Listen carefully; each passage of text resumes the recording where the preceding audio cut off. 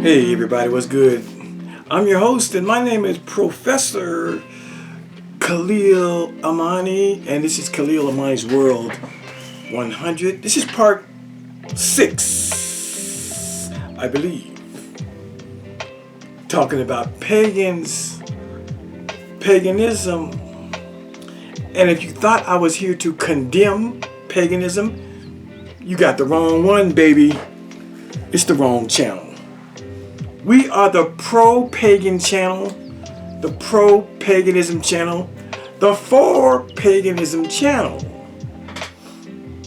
Every other channel on YouTube that has something to say about paganism has something bad or negative to say about paganism. And the reason they have negativity about paganism is because they're ignorant. They ignorant. What I mean when I say they're ignorant? They don't realize that the pagans and paganism are the mothers and fathers of Western religion. What is Western religion? Judaism, Christianity, and Islam. And all Bible believers. Don't think that you are excused.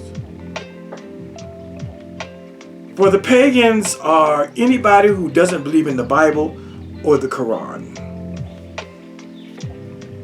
Everybody says things bad about the pagans out of ignorance because they don't know. They don't know that paganism came first, just like we don't know that the goddess came first.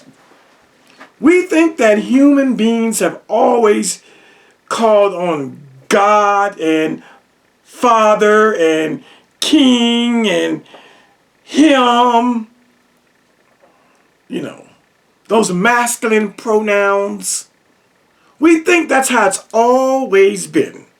We've always called God Father, He, Him, King. But that's not the way it always was. That's just the truth. Just like we don't know that when humans began to think about God, about the higher power, they thought about the higher power in terms of females, women, feminine.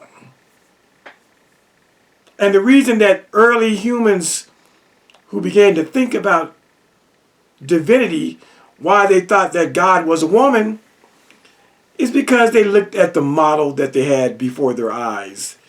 The woman here on earth, and from the woman we get new birth and new life that comes from the legs, between the legs of a woman. So early humans rationalized that if there's something greater than themselves, a God out there, it must be a woman, a she or her, a female, a queen, a goddess, a creatress. Even the word creator is masculine, because the opposite of a creator is a creatress. And so, just like people think, because they only have the Bible or the Quran, which speaks in masculine terms, because that's all they got, They don't know no better. Ain't nobody taught them better. They don't know about Tiamat and Inanna and Isis and all those great goddesses back in the day. Asherah, Ishtar, they don't know about the goddess. And just like they don't know that the goddess precedes, comes before the God in human history, so it is with the pagans. The pagans precede and come before the Western religions of Judaism, Christianity, Islam.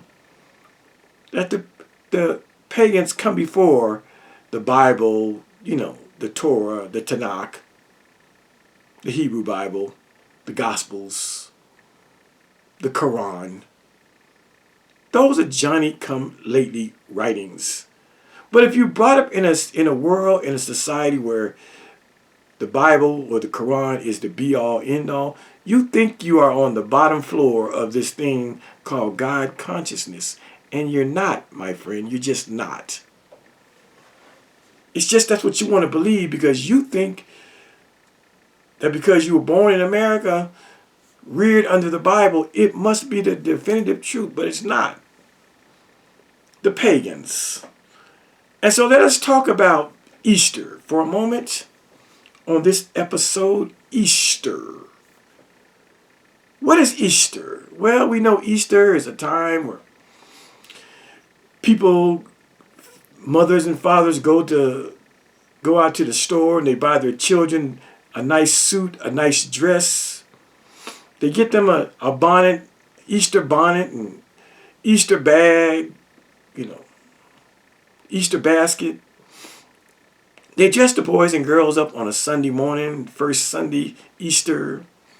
They go to church and they hear a wonderful Easter story about the resurrection, the risen Christ.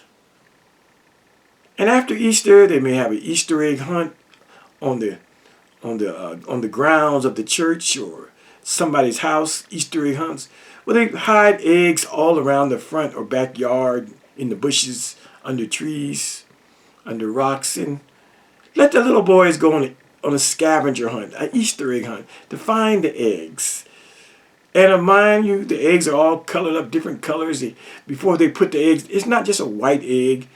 They dye the eggs in the kitchen. All the mothers and the children are in the kitchen the night before, and they're painting and they're dyeing the eggs and making them all pretty. That's beautiful. I have nothing against Easter. Let me say that up front. Bravo and right on for Easter. May the children continue in the tradition of Easter and Easter egg hunting. I told you I'm not like those other Bible teachers that use the Bible to condemn things like Christmas or Easter. That's not my aim, my motive, or goal. I believe in Easter like I believe in Christmas. I'm here to explain to you and to give props and put you on notice that the Christian celebration we call Easter, it comes from paganism. That's why I continue to say, shout out to the pagans. Let us give the pagans their props. When every other Bible teacher is insulting the pagans, is disparaging of the paganism, is talking that shit about the pagans, they do it in ignorance because they think that the pagans are a whole nother ball of wax. They think that the pagans are an ignorant old tradition among people who don't know God. Let me turn this off. We have a beep, beep, beep, beep. We don't want that. We don't want that. Let's get that out of here. Let's put that noise out. I should have done that. All right, we turned it off. That's what the average Christian, Jew, Muslim, Hebrew, Israelite thinks about pagans and paganism. They think they're on the wrong track. They think they are devil worshippers. They think that they don't believe in God. But I'm here to tell you, if it were not for pagans and paganism, there would be no Judaism, there would be no Christianity, and there would be no Islam, and the religion that you practice as a Hebrew Israelite, that wouldn't exist either. Nobody wants to come clean and just tell the honest truth. Pagans are the foundation of your religions. Pagans set up and set in motion the belief in the three great Western religions of Judaism, Christianity, and Islam. If this is your first time watching this series on paganism, there's 4 other parts. You might want to go back and catch up on some of that knowledge and information. But we're talking about Easter. Now, the word Easter is not mentioned at all in the Old Testament, aka the Hebrew Bible. It wasn't around. The first 39 books do not mention Easter.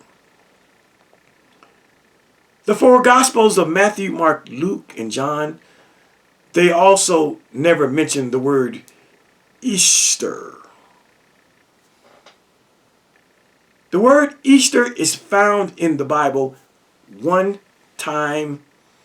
Acts chapter 12, verse 4. In the King James Bible, let me say that.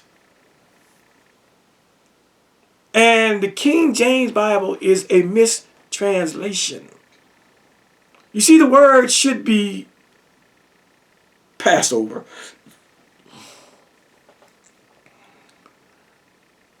What the book of Acts does by using this very cryptic and obscure word, Easter, well, I think we should read it first. Let's read it first. Let me show it to you.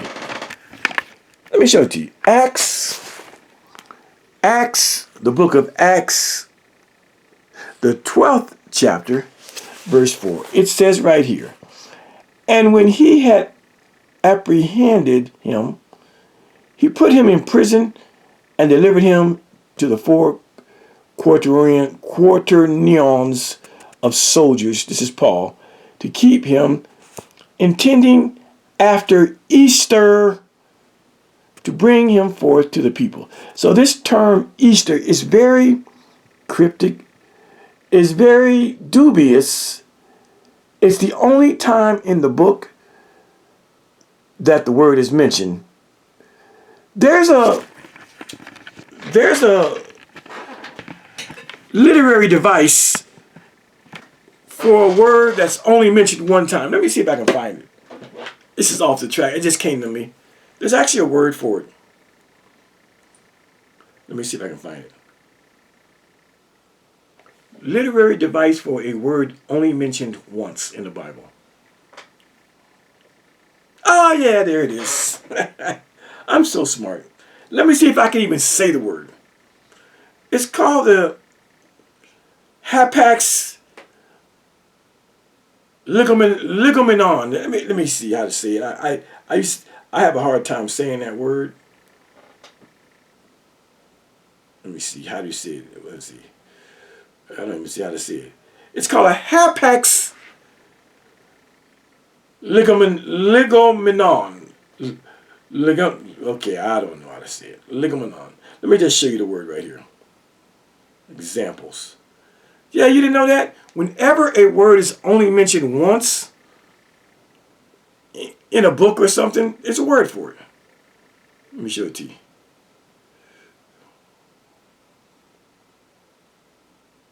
There's the word right there. See right there? Hapax ligamenon. I'm trying to see. Oh, let's do it like this. Let's do it like this. Pronounce hapax ligamenon. Yeah, okay, there it goes. Okay. Let's pronounce it. And then we'll get back on. Hapax ligamenon. There it goes. Hapax ligamenon. See it? Hapax ligamenon. Hapax ligamenon. I'm trying to educate you. And so the word Easter is a hapax ligamenon. Oh, I love it when you find words that make you sound smart. That you know that 95, 98% of the people in the world have never heard of a hapax legomenon. Put that in your vocabulary. You want to impress a chick. You want to impress a dude. Say, yeah, that word, that's a hapax legomenon. That's a hapax legomenon. That's a hapax legomenon. What is a hapax legomenon? It's a word that's only mentioned once. Let's see. I never showed you what it means. Hapax legomenon. A word or form occurring only once in a document or corpus. Hapax legomenon. It is a word only mentioned once in a corpus, in a book. Got it? That's a new word for your vocabulary as we go into 2026. Hapax legomenon. And there are a couple of different hapax legomenons in the Bible. But the word Easter is a hapax legomenon. God damn, I love that word. A hapax legomenon. Legomenon. See, people like Israel struggle doctrine and his sidekick Hananiah, they would never attempt to teach a word like that. They don't know that word. And for certainly the woman that used to be with them, the little witchcraft chick over there, they never heard of a hapax legomenon like many of you. But you are over here on a channel that's so smart and brilliant. You could never walk away from this channel saying you didn't learn nothing. See, I knew the word, I just couldn't remember the word. But I knew that there was a grammatical device. A grammatical device that means that the word is only found once in a book, once in a corpus. And the word is hapax legomenon. Thank me now, thank me later. Thumb up the video for learning a new word on this last day of the 2025. Hapax legomenon. And so the word Easter, because it only occurs one time in the entire Bible, grammatical and literary scholars call that a hapax legomenon. Let me stop. Saying a new word. I mean, I've known this word. I just forgot the word, but clearly I've seen the word before, because I'm telling you that there is a religious device. There is a grammatical and literary device that talks about a word that's only found one time in the book. So I knew about it. I just forgot. I forgot the term. So I'm having a little bit of fun remembering now that I know it. I got it. It's a hapax legomenon. All right. Enough of that. The word Easter is a hapax legomenon because it's only found once in the entire Bible. Now, let me say this about Easter. You see, Easter is a Christian holiday. Yes, it is. Found in the Bible, one time. But what do we know about Easter in history? When did we start celebrating Easter? Jesus certainly never celebrated Easter. He never heard the word Easter.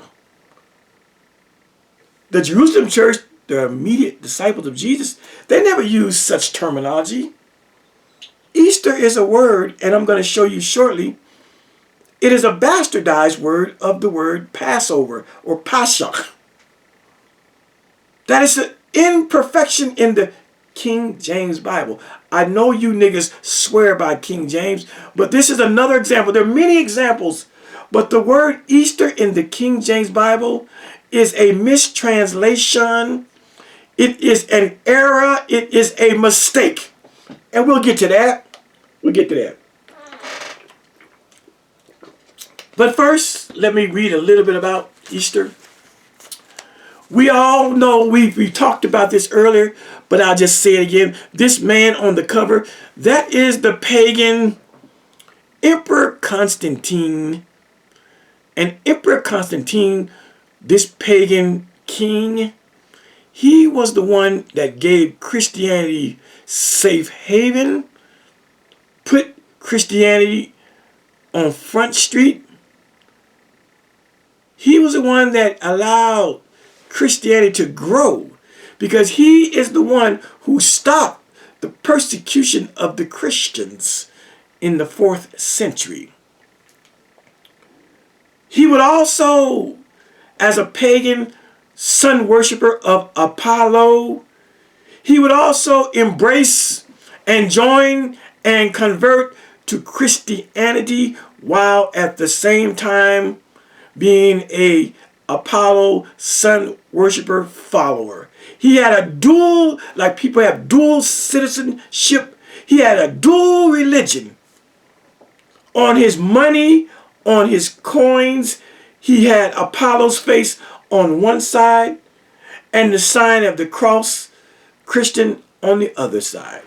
He never renounced the pagan god Apollo.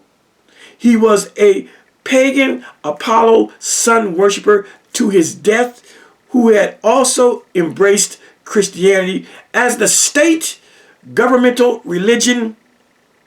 He made it safe for Christians to be Christians because he stopped the persecution of the Christians. Going further, it was this man, this pagan, who gave us the official date of Easter. Let us read that. Let us read that. We're talking about paganism. And so it was the pagan Constantine. See? Constantine, that's who that is. Go to page 18 or so, and we can read about it. Here it is right here, page 18. Great dissension had arisen in the church of Egypt, talking about the Catholic Church, about the nature of Christ and the time to celebrate Easter, by which Constantine was much troubled. He therefore ordered a convention to be held at Nicaea, see,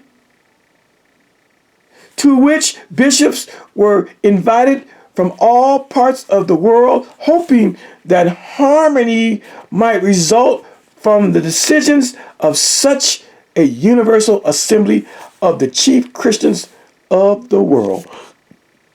Got it? So they celebrated, so they were trying to figure out some stuff about Jesus. Was he God? Was he Son of God? Did he have a beginning? Was he always around? All that stuff. But they also want to know about the celebration of Easter. This is in 325. And we also see that our present legal institution of Sunday worship was established by this man's, Emperor Constantine's, authority. Got it? Somewhere around 321. Okay. All right. So now we see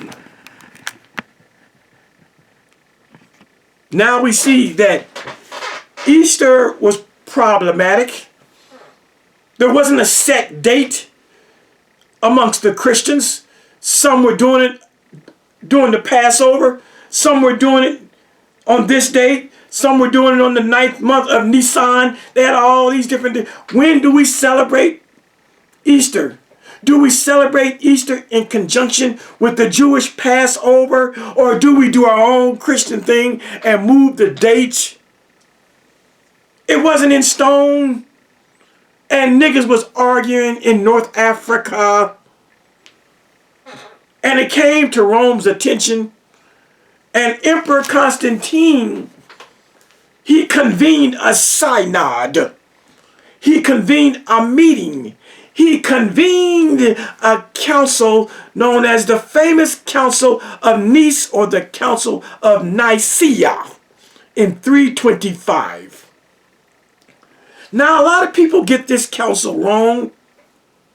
A lot of people talk about the Council of Nicaea, but they get it wrong. You know what they say? You know what they say? They say the Council of Nicaea was about putting the Bible together. No, it wasn't. That's just niggas who are aping and parroting and regurgitating and upchucking and vomiting information that they've never fucking read. I got a book on what happened. What were the issues of the Council of Nicaea? The Council of Nicaea issues were the date of Easter, Christmas, but those weren't even the top subjects. The number one subject that the whole North African and the whole Middle Eastern world was in an uproar about was the nature of Jesus. Did Jesus have a beginning, or was Jesus always like God is always? That was the number one debate. So these people on YouTube that are trying to tell you that the Council of Nicaea, oh yeah, that was about collecting a book. What books would be included? What books would be included in the final canon, in the final Bible? No, it wasn't. They don't know what they're talking about. Go and read up on the issues at hand at the Council of Nicaea. The date of Christmas and the date of Easter, those were side issues. And figuring out what books make up the Bible, that was not an issue. If you want to know about Bible compilation and how the Bible came to be, what books were put in, what books were omitted, you go back to the Old Testament and the first Council of Jamnia in 90 AD, 90 CE. The Old Testament comes together at the Council of Jamnia, some 60 years after the death of Jesus. But the earliest compilation of the 27 books of the New Testament was in 373 AD CE by a dude named Athanasius. And then in 393 at the Council of Hippo, it was confirmed. Athanasius' 27 New Testament books were confirmed at the Catholic Council of Hippo in 397. Excuse me, 393. In 393 at the Council of Hippo. And then in 397, a few years later, in 397, at the Council of Carthage, that's North Africa. 397, the New Testament, it would be all put together. That's after the Council of Nicaea. And finally, in 1545 AD, 1545 CE, at the Council of Trent, it would be stamped. The 27 books of the New Testament and the rest of the Bible would be wholly stamped as the source of authority for Christians at the Council of Trent.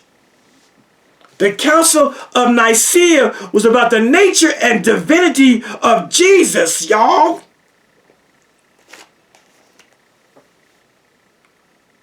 But at this same council,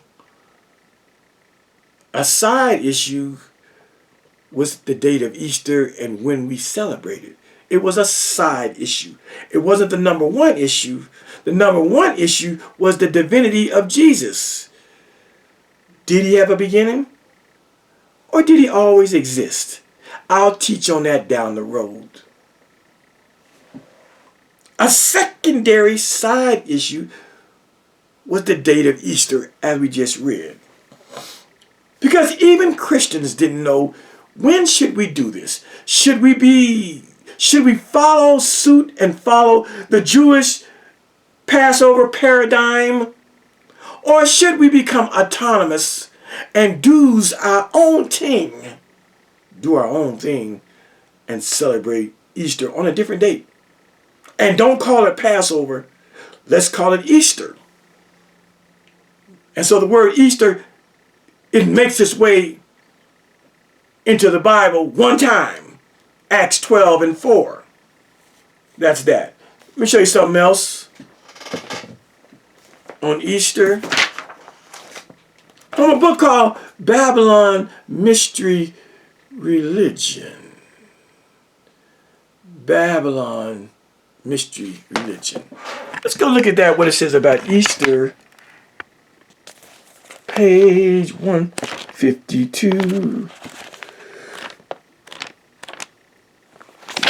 All right, let me get my little anchor there. Okay, let's read a little bit about this Easter from this book. It's called Babylon Mystery Religion. A nice little ditty. It says everything we need to know. I'm going to change glasses so I can see real good. I notice sometimes I mispronounce words and stuff. It's because I'm looking through the lens of the camera and trying to hold the camera while reading. So sometimes I might say the wrong word. So forgive me, okay? Okay. Let's go. To begin with, let us consider the very word Easter itself. Let's consider the very word Easter itself, okay?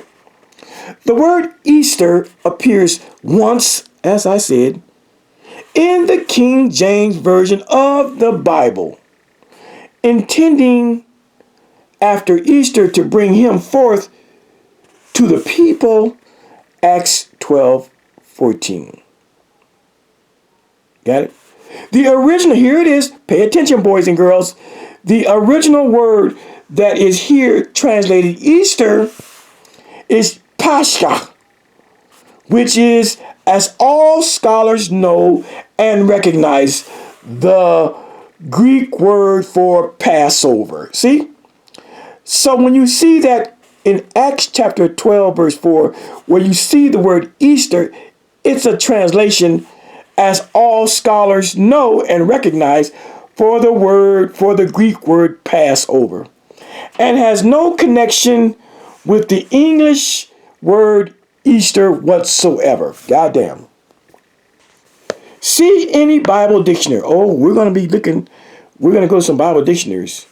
The King James Version is the only version of the Bible that has inserted the word Easter instead of Passover in this text. Let me stop. Let's stop right there. Did you hear that? And I'm going to show you 4, 5, 6 Bible translations. Oh, I'm going to show you. But now we know that the King James Version of the Bible that most of you are familiar with, it is the only Bible that mistranslates the word Passover and inserts an obscure word like Easter. It's a mistranslation, and all scholars know it. You got a fuck nigga like Israel Struggle Doctrine over there talking about, I only mess with the King James Bible. I'm a KJV man. If it ain't KJV, it ain't right. No, the KJV is wrong. And this Acts chapter 12, verse 4, where we read the word Easter, is a blatant, bold mistranslation. It should never have said Easter. It should have said Passover. Now let's continue on. I have to stop and make points. See?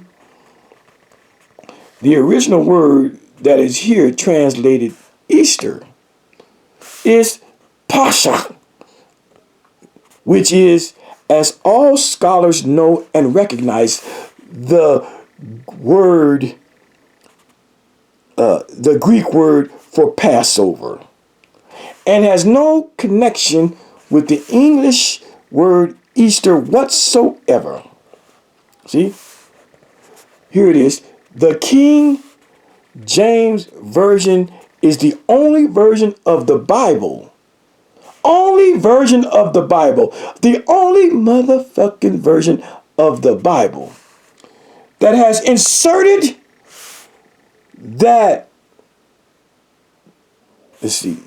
inserted the word Easter instead of Passover in this text. It is well known that the word Easter is not a Christian expression. Goddamn. Holy, holy, holy Jesus. Say that again, Khalil. It is well known that the word Easter, that we all you Christians practice Easter.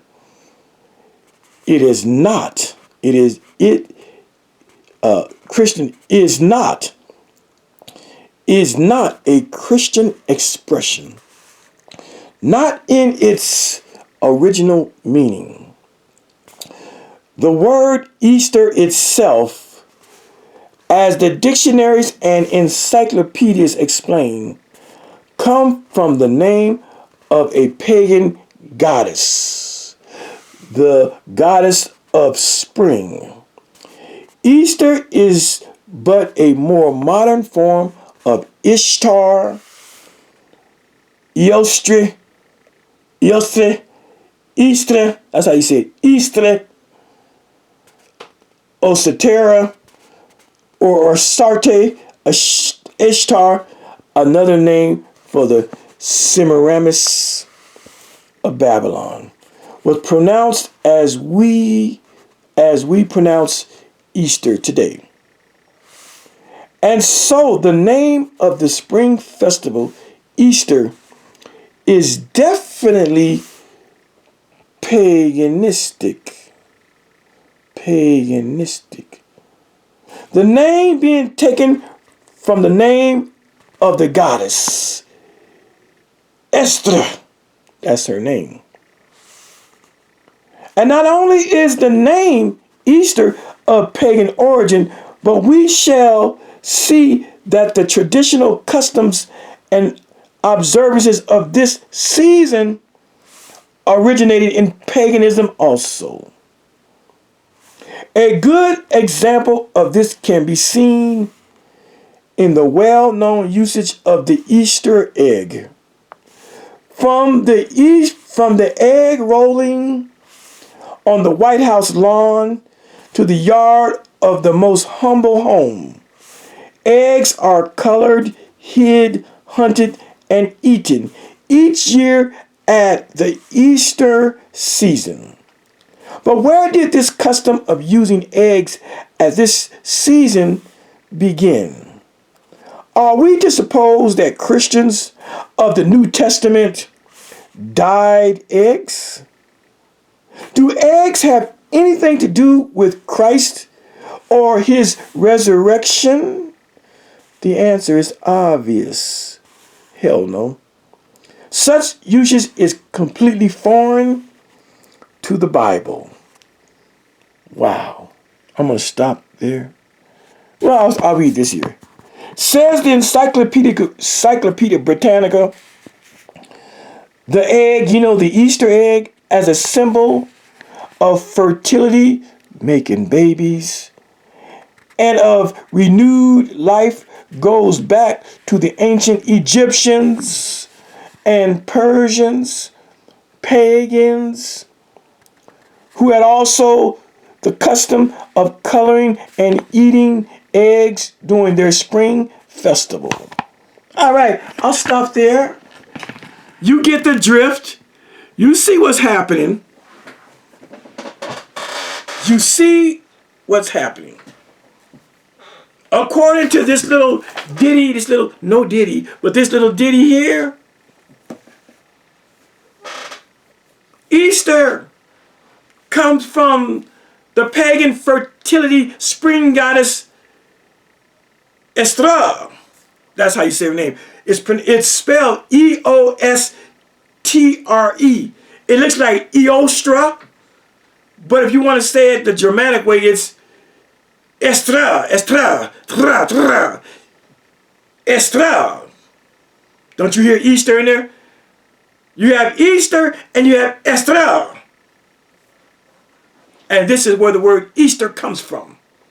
And also the Easter egg is part of Eostre, the fertility goddess's motif and practice. Now you know the origins of the Easter egg.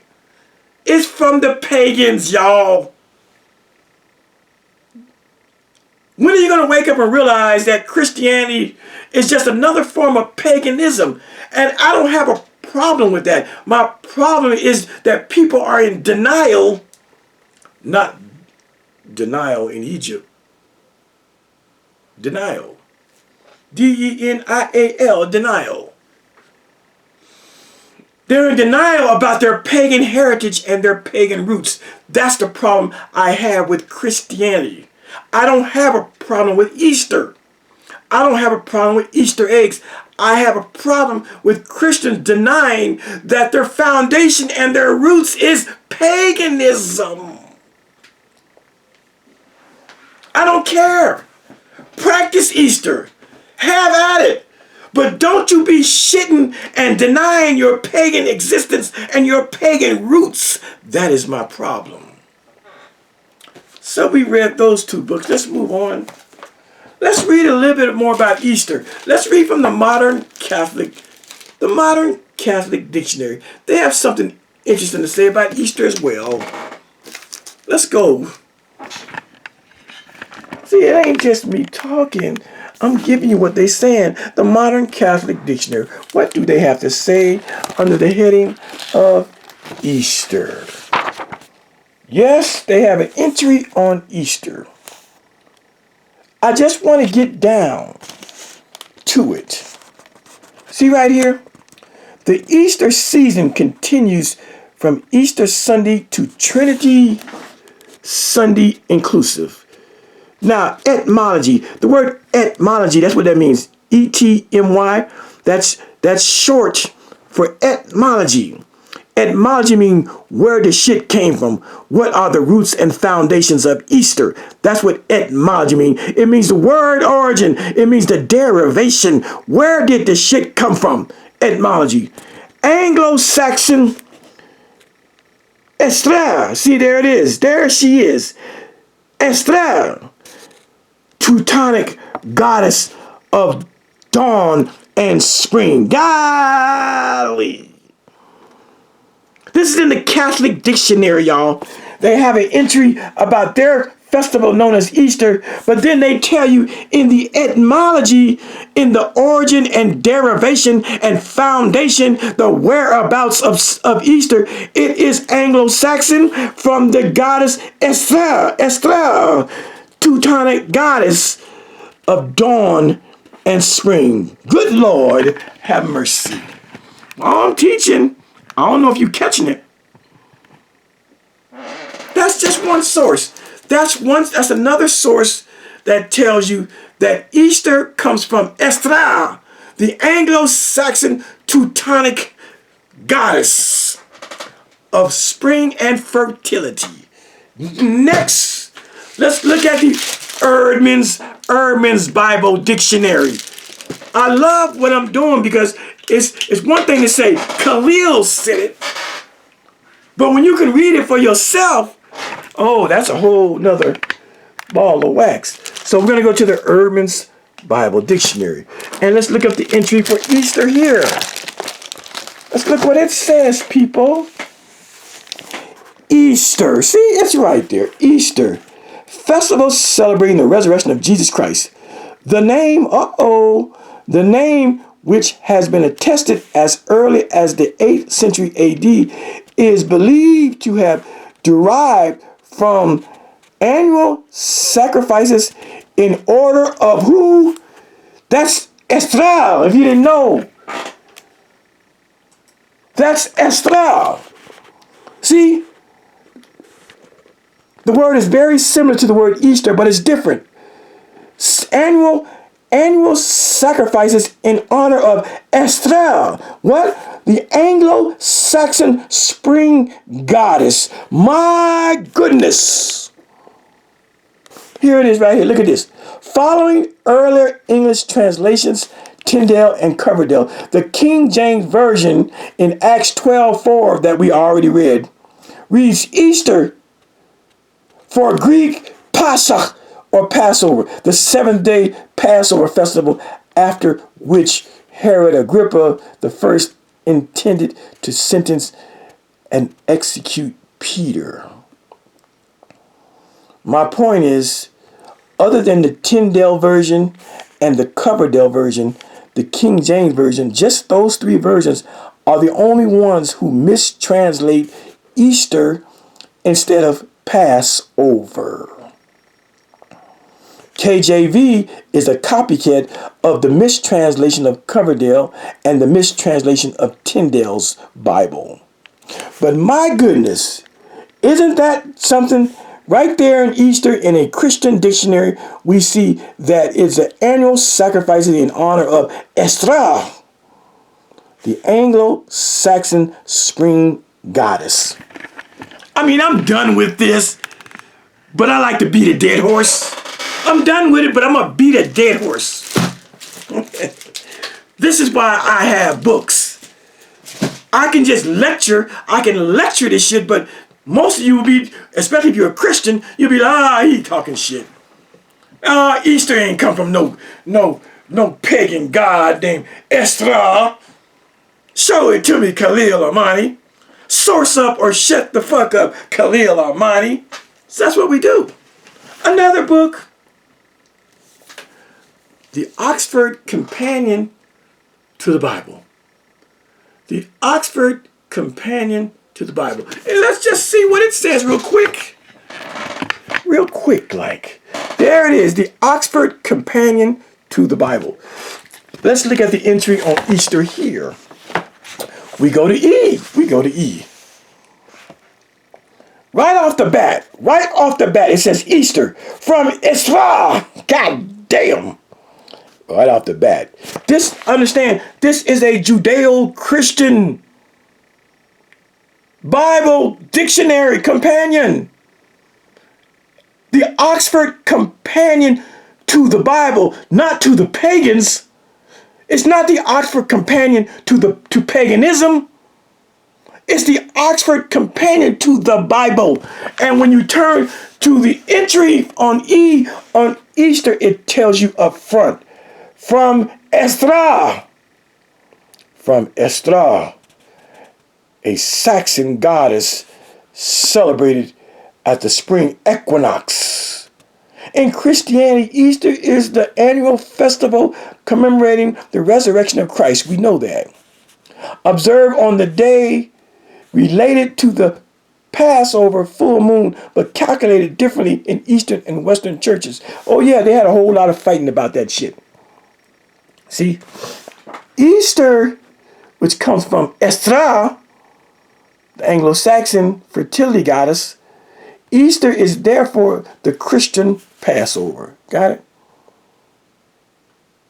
Easter was observed on a Sunday from a date that is difficult to determine, but earlier than 154 CE.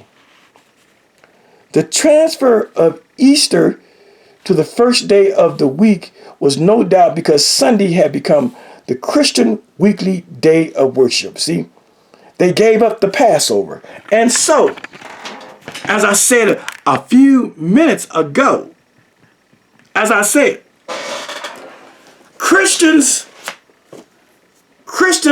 wanting some self-autonomy, Christians wanting their own identity, they tried to rename Passover and then they gave it a different date. We're not fucking with Passover.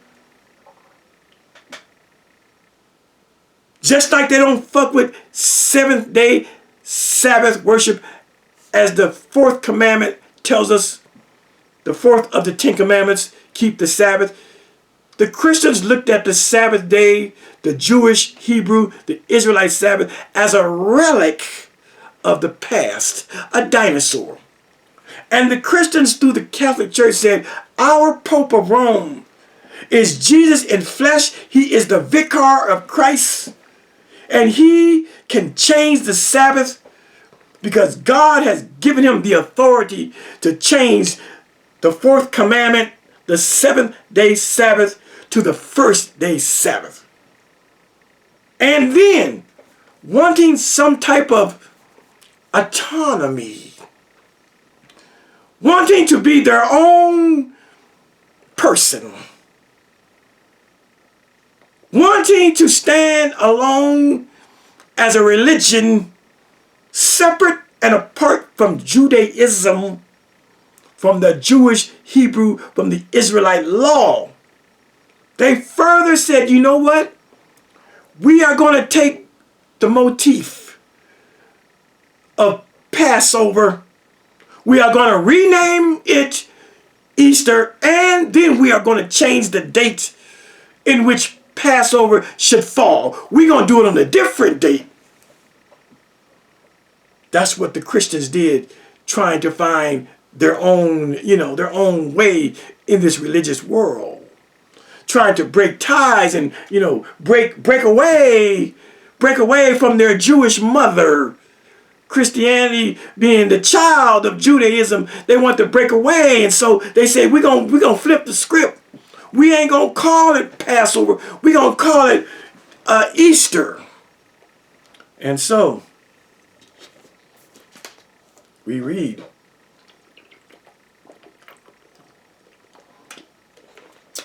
there were more than 17 versions of the Bible before the 1611 King James Version that people like my YouTube nemesis Israel Struggle Doctrine believe in. I'm just a King James man. He don't even care that there are 17 versions of the Bible that precede and predate the 1611 King James Version. He's not interested, and many of you don't give a shit. You give less than 2 fucks about any other version besides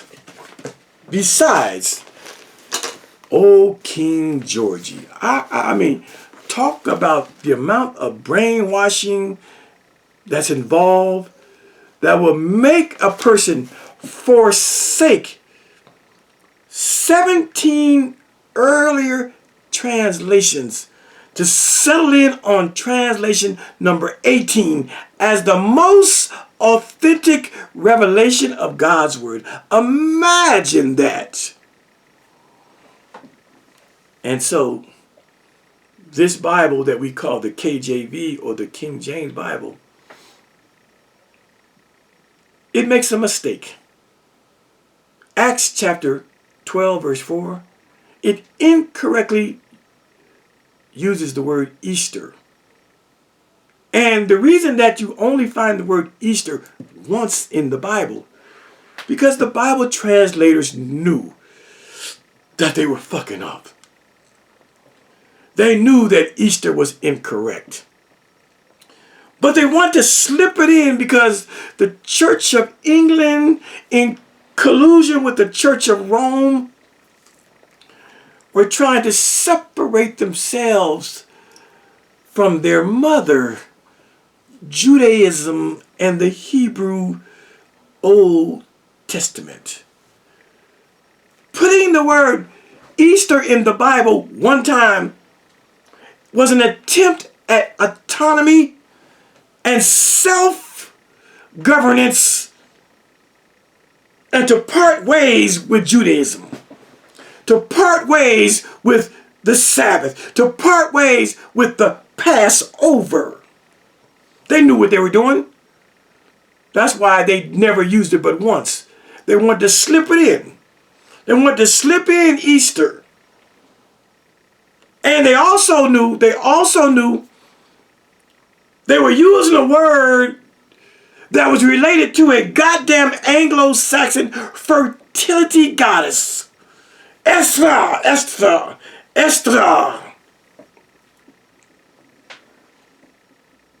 They knew they were born from paganism, but they were trying to get away from Judaism. I'm talking about the Christian. The Christian mind was trying to shake the shackles of Judaism off of its back, trying to find some autonomy, trying to find something that was unique to the Christians, separate and apart from Judaism. And so they bastardized the Passover and inserted the word Easter. Now let's go back. Here it is right here. It's talking about Peter. I said Paul earlier. It's talking about Peter, I believe. Yeah, here it is right there. Yeah. Herod kills James and imprisons Peter. Okay.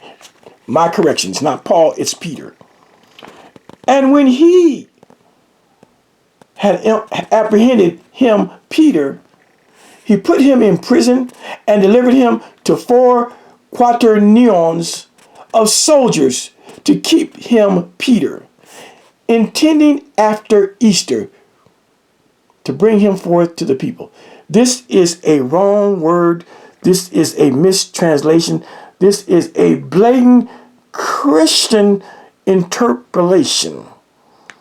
Yet you got fuck niggas like Israel Struggle Doctrine, my YouTube nemesis, a fake Bible teacher, claiming he's something called an Israelite Christian, which you can never find those two words together in any source, just like you can't find Hebrew Israelite in the Bible.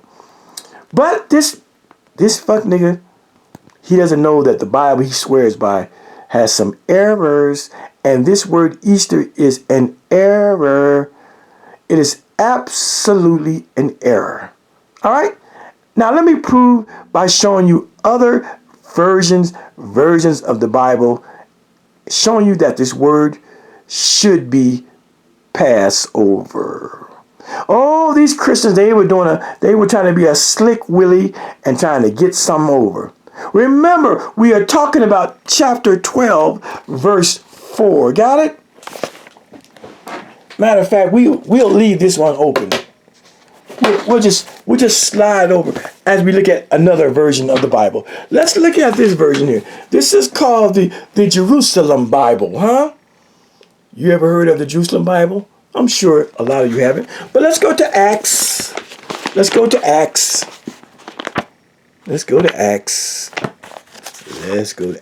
Okay, here we go. Acts chapter 12. See, Acts chapter 12. And we're looking for verse 4. And what does it say here? We'll start right here.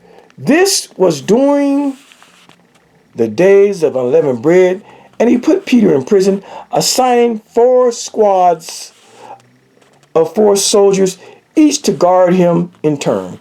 Herod meant to try Peter in public after the end of Passover week. See?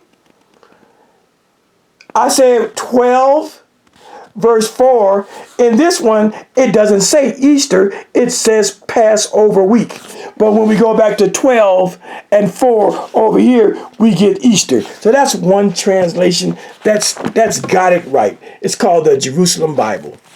Let's look at another translation. It's called the New Oxford Annotated Bible. Let's see how they do that same passage. What is it? Acts 12 and 4. Acts 12 and 4. Let's see what they use. Do they say Easter or do they say Passover? So we get to Acts, the 12th chapter, and we find here. When he had seized him, he put him in prison and handed him over to 4 squads of soldiers to guard him, intending to bring him out to the people after Passover, not Easter. The King James Version, they fucked up.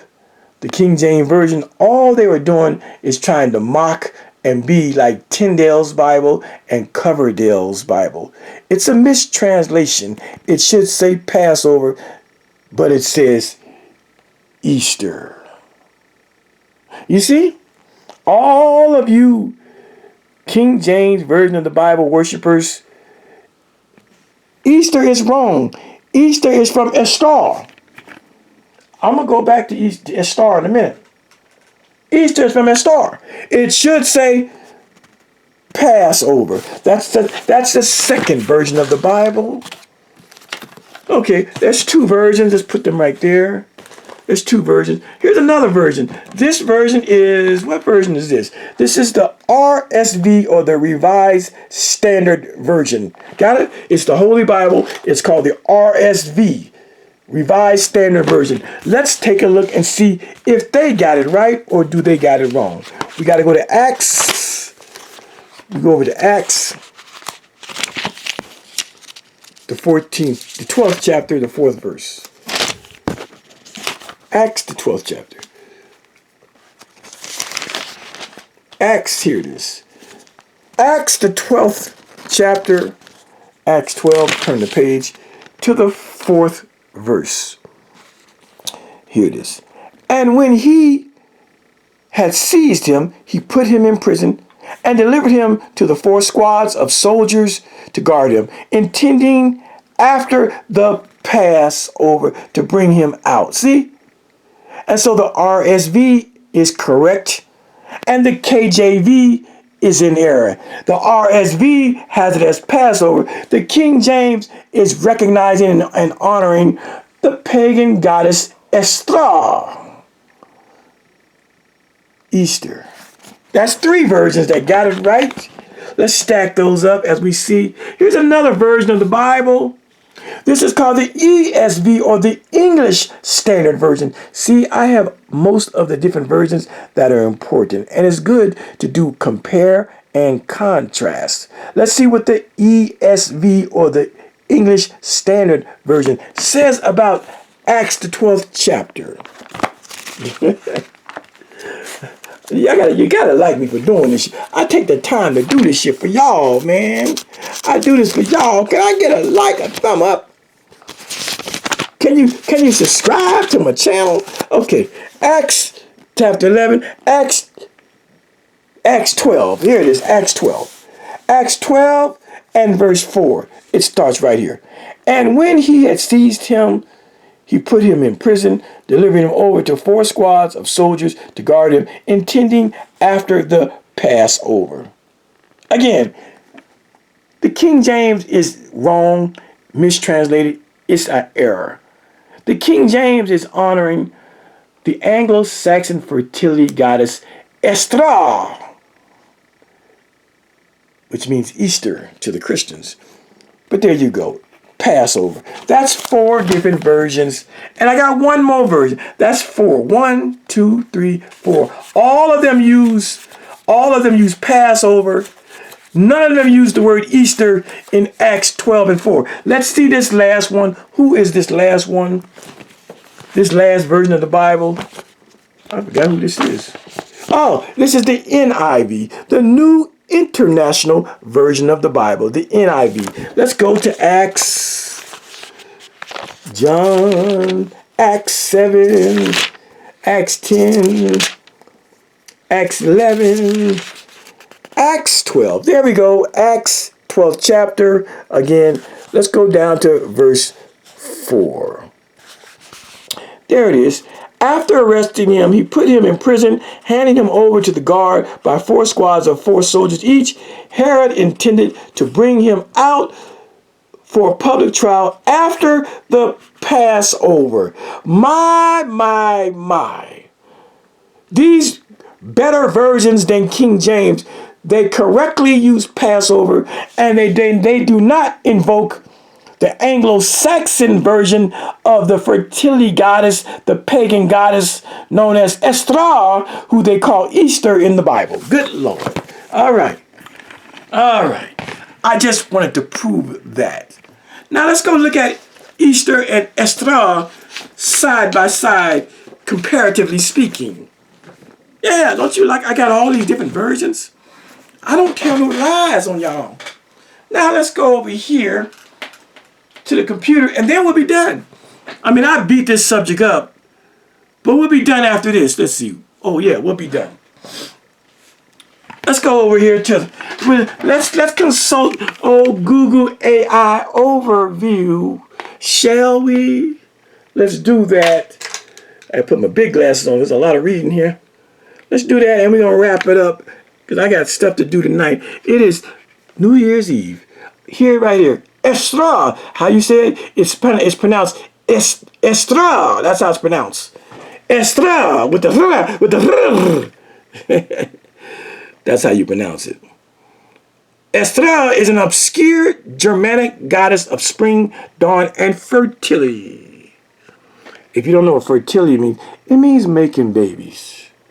Primarily known from the writings of the 8th century monk Bibidi, who linked her to the Anglo-Saxon month of Eostre Monath, April, and suggested she's the namesake for the Christian holiday of Easter. Goddamn, connecting her with symbols like hares, that's a rabbit, and eggs, which represent rebirth and new life. Though historical details are scarce, modern pagans and Wiccans celebrate her during the spring equinox with rituals and renewal aligning with the themes of new beginnings, growth, and the awakening of nature. Okay, good. Wonderful. Key aspects of Eostre. She's the goddess of spring and dawn. See? Her name is linked to words for east and dawn. Eostre, symbolizing the return of light and warmth after winter. See? Rebirth and fertility. Associated with the flourishing of crops and the birth of animals, she embodies themes of new life. Hares or rabbits, hares and eggs, traditional symbols of fertility and renewal, are linked to her mythology, even appearing in modern Eastern traditions. There we go. My goodness. My goodness. My goodness. Modern celebration. Worship by modern pagan traditions like Wicca during the spring equinox, though activities like planting, egg decorating, and embracing personal growth. I said though, but through. Okay. Now here, look at this here. Eostre versus Easter. The Christian holiday of Easter adopted the name and some themes like eggs and rabbits from pre-Christian spring festivals honoring Eostre, integrating them into the celebration of the resurrection of Jesus. Goddamn. Grand opening, grand closing. Do you see? The Christian holiday of Easter adopted. You know, when you adopt somebody, you take them as your own. You adopt a child, the child becomes your child. So the Christian holiday of Easter adopted the name of some themes, like the eggs and the rabbits, some themes from pre-Christian spring festivals honoring who? Eostre. Eostre. All right. We coming to an end, y'all. We've knelt this down in a minute and 10 minutes about. We've knelt it down. We've knelt it down. And so, as I've been saying, I don't have an issue with Easter. Don't leave this videos thinking I'm hating on Easter. I'm not. You got it wrong. You think that because every time you hear paganism when it comes to Christianity, it's always pagans are bad, pagans are bad, pagans are negative, pagans are witches, pagans are this, pagans are... I'm not doing that. I'm not that dude. What I'm simply showing you is that paganism is all up in Christians' butt.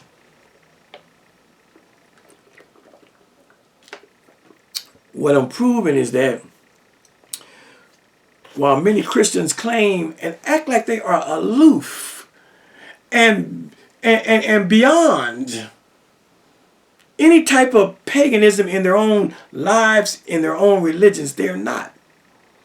They look at paganism as being beneath them.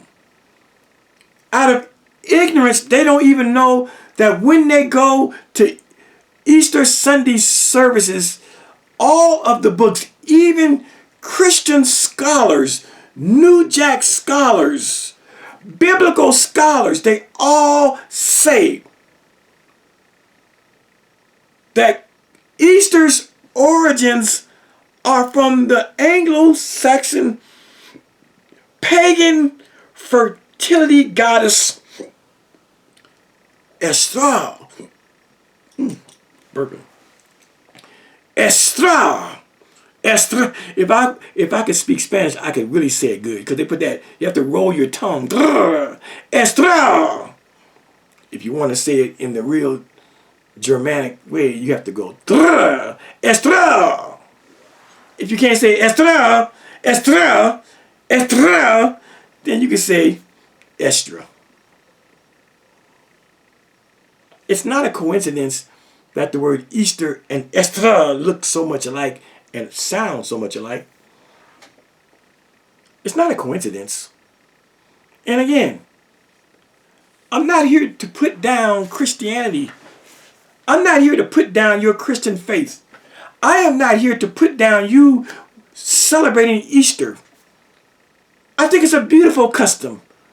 It's a wonderful thing to see the children out there at an Easter egg hunt. The joy and laughter, and I found it first, and eating eggs and having fun the night before in the kitchen with mama, with grandmama and them, dyeing and coloring the eggs and making really wonderful color combinations on the egg. I think it's a beautiful thingy. Don't get me messed up. I am not here to denigrate, put down, or disrespect the Christian tradition of Easter. It's good. Same with Christmas. I am not here to put them down. What I'm here to do is to let you Christians know that there are people who precede your Christian values and religion that gave you motifs and archetypes and models that you are trying to act like they belong to you and you only. What does an egg have to do with the risen Christ? Think about that. The egg has nothing to do with Jesus' resurrection. And so you have to know that the egg was instituted and brought over from some other place. And I'm showing you that other place is from the Anglo-Saxon fertility goddess Eostre. It's her egg that Christians have borrowed, filched, stolen, flim-flammed,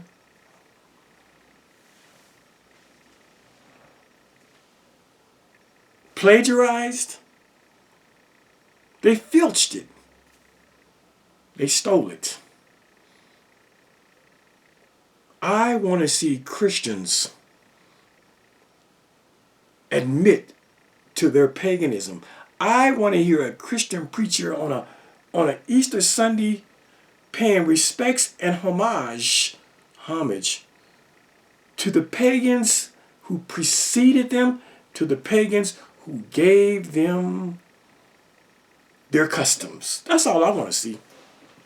Don't be trying to flow show and show out and act like you are an original archetype. Easter is not an original archetype. It comes from the Anglo-Saxon fertility goddess Eostre. That's all.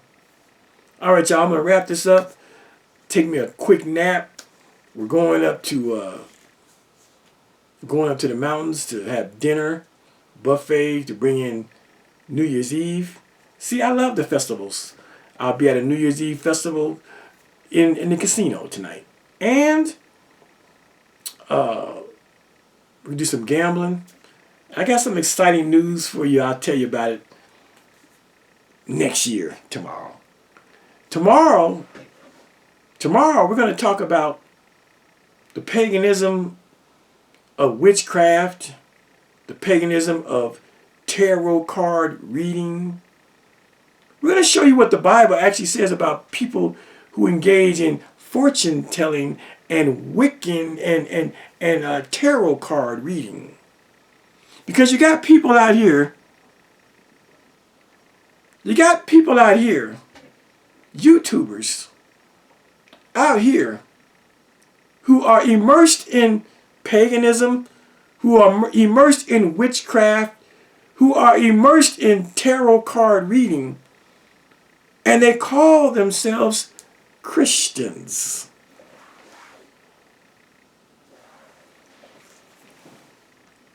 Christianity is against tarot card reading, and Judaism, the Israelite tradition, the Hebrew tradition, they are also against tarot card reading.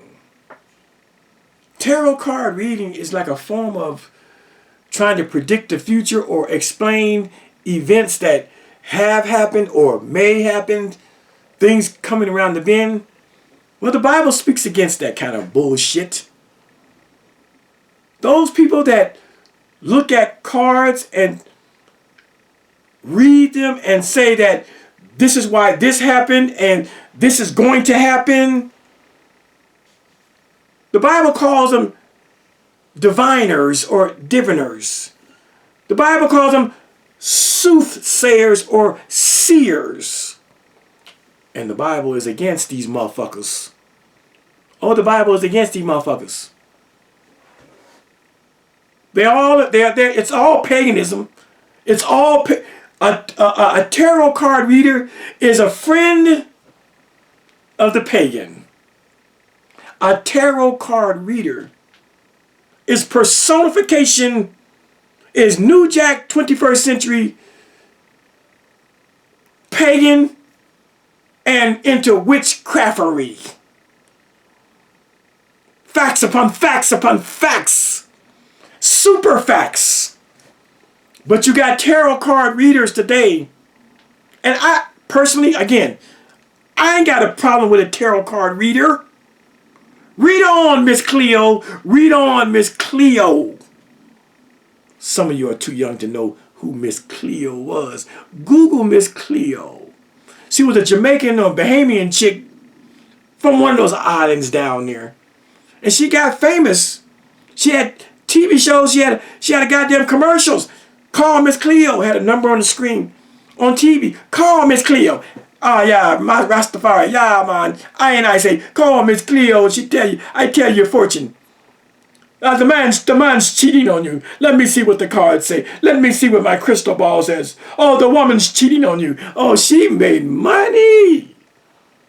We're talking about the 80s Miss Cleo. You can Google it though. There's probably some commercials on YouTube about Miss Cleo. But we got at least, that I know of, we got at least one Miss Cleo on YouTube today, and I'm gonna shit on her. I don't, it ain't really about her. I just want her to know, I want y'all to know she's a fake, phony, false, soothsaying diviner or diviner. But the reason I really want to do it, because the woman says she's a Christian. Sometimes she says she's an Israelite Christian. Y'all know her. Israel Struggle Doctrine's fake ass queen. That's who I'm talking about. Tomorrow I gets at her. It ain't personal. I'm going to show you what Israel Struggle Doctrine won't show her. He's her teacher, but he be letting her doing diviner stuff, soothsaying stuff, fortune telling, and the fuck nigga's so spineless, he don't want no smoke with her, so he don't speak on it. How convenient, bitch nigga. How convenient. I'll be speaking on it tomorrow, and I'll be showing you the proof that what that woman is into is basically witchcraft, and she is no Christian. My teaching is for edification, instruction, and for learning. For those of you who want to know, can I do tarot cards? Again, you can do tarot cards. You can do tarot cards. I ain't got no problem with you doing tarot cards. I just want the world to know who you is. To see you in your true light. That's all. Tarot card on, lady. All right, y'all. Y'all have a great New Year's Eve. Be safe if you're going out there for New Year's Eve or New Year's Day parties. Be safe. I love you all for a better world. Let's bring in 2026 and let's prosper. Talk to you soon. Peace.